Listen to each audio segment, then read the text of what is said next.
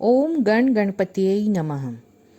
इस साल की अंतिम विनायक चतुर्थी के लिए पौष शुक्ल चतुर्थी तिथि का आरंभ होगा 23 दिसंबर को, जो कि समय रहेगा दोपहर के 12:12 पर, और इसकी समाप्ति होगी 24 दिसंबर को दोपहर में 1:11 पर। इसलिए उदय तिथि के अनुसार दिसंबर की विनायक चतुर्थी हमें मिलेगी 24 दिसंबर और दिन रहेगा बुधवार का, जो कि गणेश जी का ही दिन है। साल की अंतिम विनायक चतुर्थी पौष माह के शुक्ल पक्ष की चतुर्थी तिथि को है। इस विनायक चतुर्थी को विघ्नेश्वर चतुर्थी भी कहते हैं। इनका व्रत पूजन करने से सभी प्रकार की विघ्न बाधाओं से मुक्ति मिल जाती है। तो आइए सुनते हैं हम सब मिलकर के विनायक चतुर्थी व्रत कथा। वक्रतुंड महाकाय सूर्यकोटि समप्रभ निर्विघ्नं कुरु देव शुभ कार्येषु सर्वदा। श्री गणेश चतुर्थी व्रत की पौराणिक कथा के अनुसार एक बार भगवान शिव और मैया पार्वती नर्मदा नदी के किनारे बैठे थे। वहां माता पार्वती ने भगवान शिव से समय व्यतीत करने के लिए चौपड़ खेलने को कहा।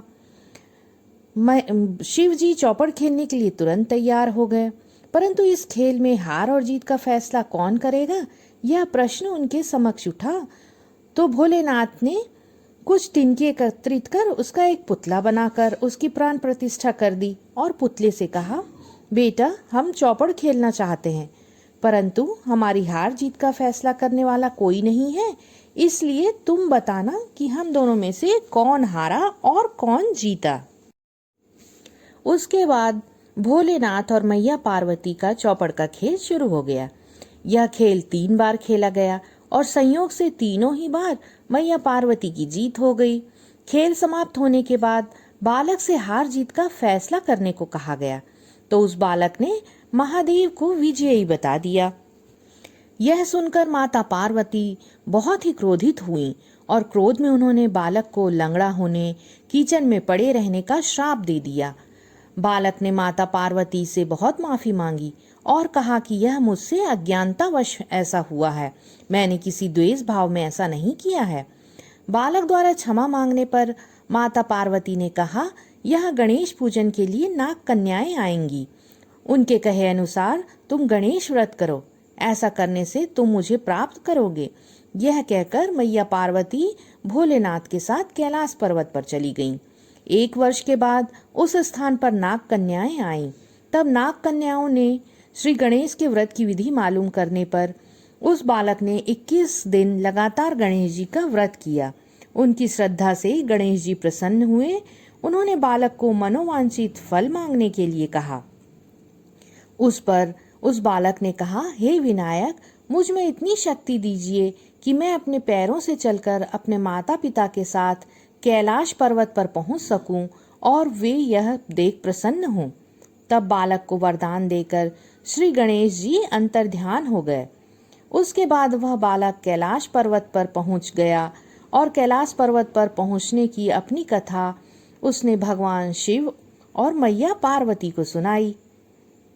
चौपड़ वाले दिन से माता पार्वती शिवजी से विमुख हो गई थी।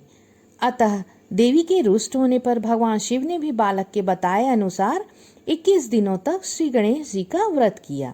इस व्रत के प्रभाव से माता पार्वती के मन में भगवान शिव के लिए जो भी नाराजगी थी वह सब समाप्त हो गई। तब यह व्रत विधि भगवान शंकर ने माता पार्वती को बताई। यह सुनकर माता पार्वती के मन में भी अपने पुत्र कार्तिकेय से मिलने की इच्छा जागृत हुई। तब माता पार्वती ने भी 21 दिन तक श्री गणेश जी का व्रत किया तथा दूर्वा, फूल और लड्डुओं से गणेश जी की पूजा अर्चना किया। व्रत के 21वें दिन कार्तिकेय स्वयं माता पार्वती जी से मिलने आ गए। उस दिन से श्री गणेश चतुर्थी का यह व्रत समस्त मनोकामनाओं की पूर्ति करने वाला व्रत माना जाता है।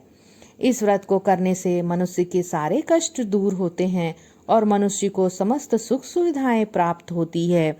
तो बोलिए गजानन भगवान की जय। जय हो गणेश भगवान की।